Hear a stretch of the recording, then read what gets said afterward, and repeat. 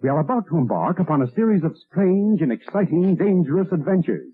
Adventures that will lead us to all parts of the world. Hello and welcome to another Bad Comic Review. This time we are looking at Absolute Power Origins Issue 2. This is a 3-part miniseries from DC Comics in 2024 that ties into the Absolute Power event. This was written by John Ridley, Alitha Martinez was the penciler, Norm Rapmund was the inker, Andrew Dalhouse on colors, Steve Wan's letters, covered by Edwin Galmon and Pasquale Ferrera, Marquis Draper, associate editor, Paul Kaminsky, editor. That cover is kind of weird looking to me for some reason. It just looks too busy and you don't really know where your eye is supposed to be drawn, so I don't much care for it. And we get to see the superheroes fight Amazo real briefly. Amanda Waller's hatred of superheroes seems to be a sort of generic disdain for their idea of order and seems to think they're going to take over. That seems to be about the depth of her absolute undying hatred of them for some reason. But we do see the rise of the Suicide Squad, and it starts with somebody named Cyclotron, who was forcibly implanted with a sort of weapon, and they can't take it out, and he ends up being part of the initial Suicide Squad, along with Lobo and several others. Well, they're sent on a mission to a sort of North Korea pastiche, where there's a super team being created, as well as a weapon called the God Engine. Now, Amanda wants the God Engine, but things go sideways when her team seems to be betraying her. So she offers Lobo more money to handle that problem, and there's a large explosion of a nuclear blast, and they're gonna blame it on this rogue regime's own nuclear weapons. And this seems to be the precursor to the Suicide Squad team that we all know of: Deadshot, Boomerang, Flag, and the others from the 1980s series. And it also explains how they did the implants and where those came from, but her absolute hatred of superheroes is still really vague and not really explained. This is not necessarily an action book. This is way more action-packed than the first issue, but it still lacks a real sense of dynamics. It's mostly just